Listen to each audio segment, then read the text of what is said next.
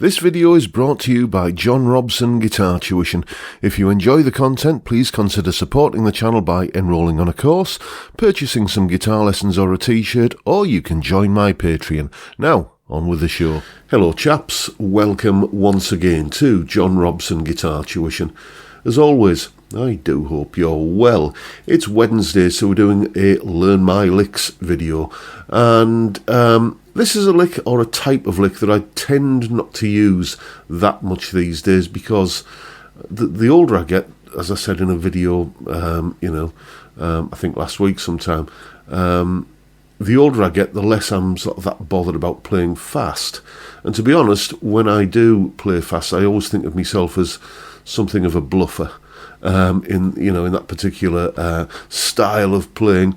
I wouldn't consider myself a fast guitarist at all, but every now and again, when the song dictates or when the solo dictates, it is nice to have something in your arsenal to be able to just come out with a little bit of a turn of speed. And two-handed tapping is one of the techniques that when I do play like that, I will routinely employ. Again, I'm very much a bluffer at this sort of style, but hopefully I can bluff convincingly. Here's me doing exactly that.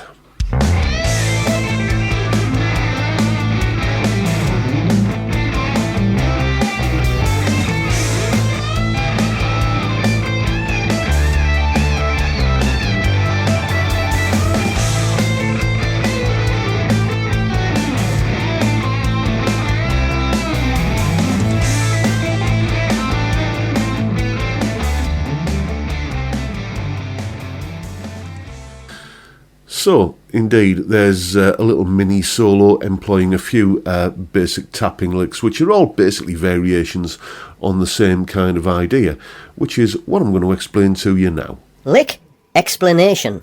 Okay, whenever I'm doing anything like this, inevitably I'm thinking about pentatonic patterns. So if we take a look, there's a pentatonic pattern there. That is pattern 1 of A minor pentatonic. That's what it looks like mapped out, and this is what it looks like if I play it. Like that. And sitting right next to that, you can see the overlapping pattern 2, which would look like this.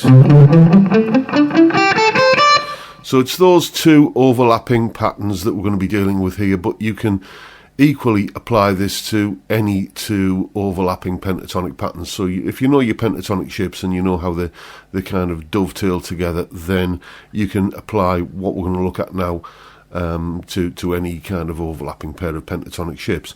So what we're going to do is we're going to basically divide the notes up into left-hand notes and right-hand notes.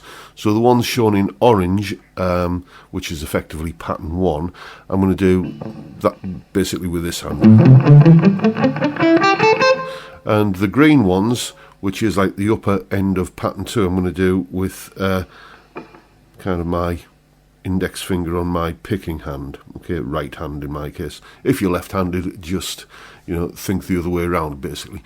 So what we're going to do is we're going to label those notes as either top, middle, or bottom.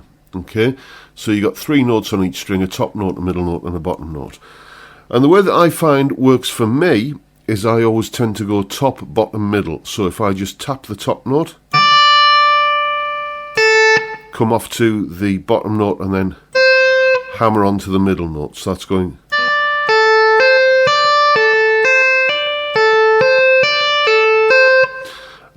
It's worth mentioning here that you've got to be really on point with your damping technique. For instance, this finger here is touching the B string so that it's not going to resonate or make any sort of clattering, awful, accidental open string noises. So I'm always kind of thinking about muting this part of this hand here, for instance, is muting the lower strings. So I can get a basic lick going, just going top, middle, bottom, top, bottom, middle, like this. And get a bit of fluency and speed behind that. That in itself would function as a lick. But you can make it a little bit more interesting by alternating which string you put the middle note onto.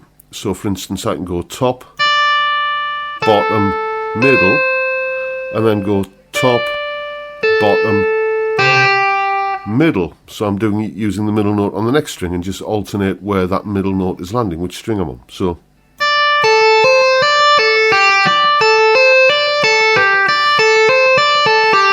and again, bit of fluency and speed behind that.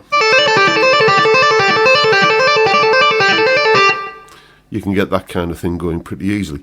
And once you've sort of broken the ice and got to the point where you can move that middle note onto another string, well, you can move the whole cycle onto another string. So you can go and then onto the next string, like that, and then just continue down the scale.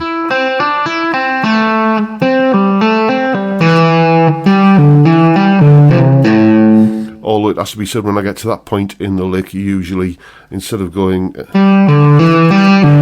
and hammering onto there, what I'll tend usually to do is slide down to their same note and then finish there like that. So I might get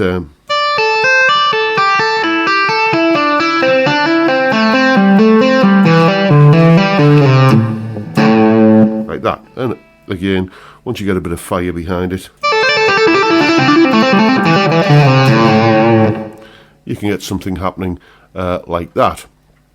So it's always that sort of top, bottom, middle, and as I say, you can apply this to any overlapping pair of pentatonic scales. I think the first lick in that little mini solo, I started off going between pattern 3, which would be kind of up here. So I'm playing the top end of pattern 3 with this finger, like that, and I'm playing pattern 2 with this hand. So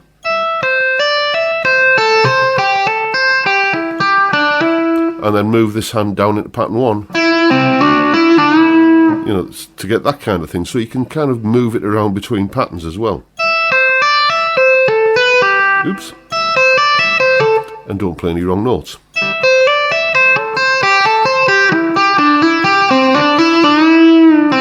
That's another thing I like to do as well, is if I do the tap note onto like the top note on a string and then pull off into a bend. So like so. I think there was a lick later on in the solo where I went and then into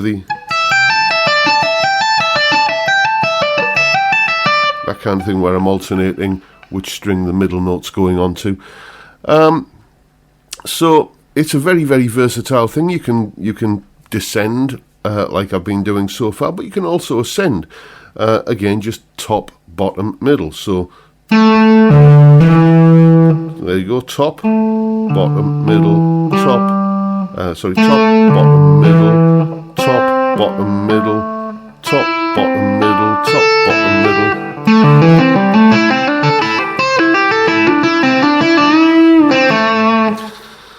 So all and any of my tapping based licks are always working on that principle which I've just explained there. It's all about two adjacent overlapping pentatonic shapes, and you know that gives you 3 notes on a string, and you know the top note is always tapped with this finger, and then you go bottom and middle, and you know basically as I've just described. So that's what's going on with the lick. Go away, practice it, and have some fun with it. And as always, you'll find a full tab in both Guitar Pro and PDF formats, along with a clip of me playing that little solo, that explanation you've just seen there, and the jam track I was using to put it together with. All of that is up on my Patreon page. There's the address, and the link is, as always, in the description. $3 or £2.50 a month gets you access to all of these bits and pieces and extra resources and goodies that go along with these YouTube videos. A massive heartfelt thank you to everyone who supports me in that or any of the other ways, all of which are linked down below. And that's pretty much the video for today, folks. Hope you've enjoyed what you've seen, found it informative in some small way, and if that's the case, please hit the subscribe button and the notification bell if you haven't already done so. And why not drop me a like while you're at it. Don't forget, as always, the live stream every Friday, 5 PM UK time. We drink beer, we talk music, we talk guitars, and many other things as well. Whatever crops up in the conversation, it can and it usually does go anyway.